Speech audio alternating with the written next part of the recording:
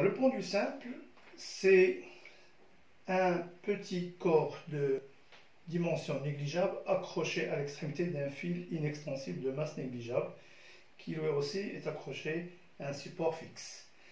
Ou bien on peut aussi considérer une bille qui se déplace sur une trajectoire circulaire. On peut également la considérer comme étant un pendule simple. Alors la seule différence, c'est que ici, dans les deux cas, il y a la force P, le poids du corps. Seulement ici, la deuxième force, c'est la tension du fil. Là, c'est la réaction du support. Mais c'est exactement la même chose. Bon, mais quand même, on va ici distinguer deux façons de trouver l'équation différentielle. Ou bien on peut considérer que c'est un mouvement de rotation. Par la suite, on va déterminer l'équation différentielle en utilisant la relation fondamentale de dynamique. Sinon, on peut considérer que c'est un mouvement de translation circulaire et par la suite utiliser la deuxième loi de Newton pour trouver l'équation différentielle. Alors commençons par le cas où on considère que le pendule simple, il est en mouvement de rotation autour d'un axe delta. Sachant que dans ce cas simple, le moment d'inertie c'est seulement égal à ml carré. Donc si je considère que c'est un mouvement de rotation, pour trouver l'équation différentielle, on va appliquer la relation fondamentale de dynamique. Sigma des moments des forces par rapport à l'axe delta est égal à J delta, θ de point. Moment de T par rapport à delta plus moment du poids par rapport à delta égale J delta, θ de point. T, la ligne d'action matérialisée par le fil, coupe l'axe de rotation, son moment est nul. Le poids, comme ce qu'on a vu pour le pendule pesant, c'est égal à moins mg L, la distance c'est GH, et GH c'est l'opposé de θ dans le triangle OGH, donc c'est mgl sinus θ est égal, alors J delta c'est ml carré, θ de point. Je simplifie par la masse et par L, je trouve θ de point plus G sur L sinus θ est égal à 0. L'équation différentielle ressemble à celle d'un pendule pesant, sauf que ici le moment d'inertie est plus simple. Et de la même façon, cette équation différentielle n'est pas linéaire, mais si on veut la linéariser, c'est-à-dire dans le cas où θ est petit, si θ est petit, eh bien on peut confondre sinus θ avec θ exprimé en radian. L'équation différentielle devient θ de point plus G sur L θ égale à 0.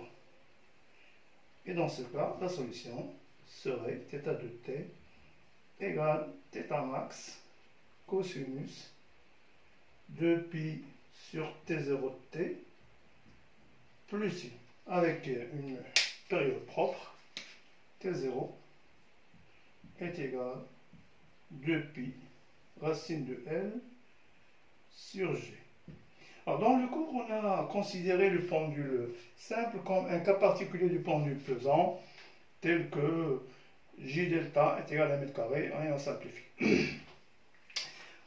Dans le cas où on peut le supposer comme étant un point matériel de dimension faible devant sa trajectoire et qui est en mouvement de translation circulaire. Alors dans ce cas, pour l'équation différentielle, on va appliquer la deuxième loi de Newton. Deuxième loi de Newton.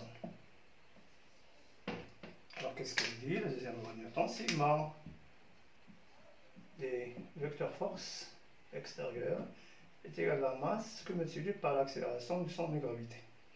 Les forces, vous avez le poids et la réaction de la trajectoire circulaire. C'est égal à mh. Vous vous rappelez que lorsqu'on veut étudier un mouvement circulaire, eh bien souvent on projette sur un système d'axe de freinée. Alors si on veut une expression de R, on doit projeter sur la normale.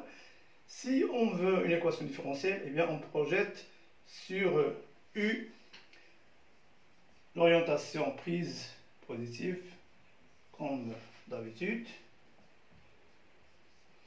Alors, veillez à ce que U, vous l'orientez dans le sens du sens positif. Alors, si vous projetez, projection sur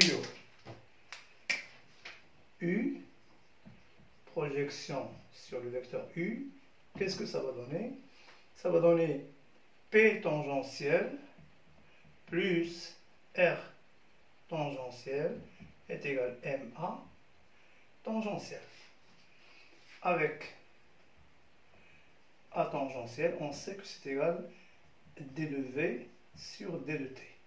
Et puisque V c'est R oméga, c'est-à-dire R θ point, eh bien, si vous dérivez A tangentiel, ça serait R θ de point. Projection de T, de R sur tangentiel, c'est nul parce que R est perpendiculaire à U, donc ça c'est égal à 0. Aux projections de PT, c'est ça. Alors, l'angle θ, on le retrouve là, c'est-à-dire ici, eh bien, P tangentiel, c'est l'opposé de θ, et du sens contraire que U, eh bien, ça serait moins mg sinus θ est égal ma tangentiel, c'est R θ de point. Je simplifie par la masse, et je tire donc θ de point plus G sur R sinus θ est égal à 0.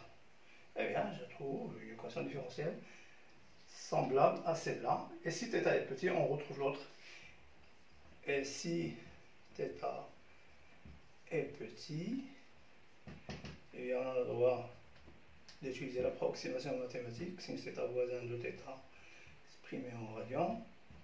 Et là, l'équation différentielle devient θ de point plus G sur R θ est égal à 0. La période propre T0, c'est 2pi racine, là L sur G, ici c'est R, le rayon de la trajectoire circulaire, sur G. Donc pour le formule simple.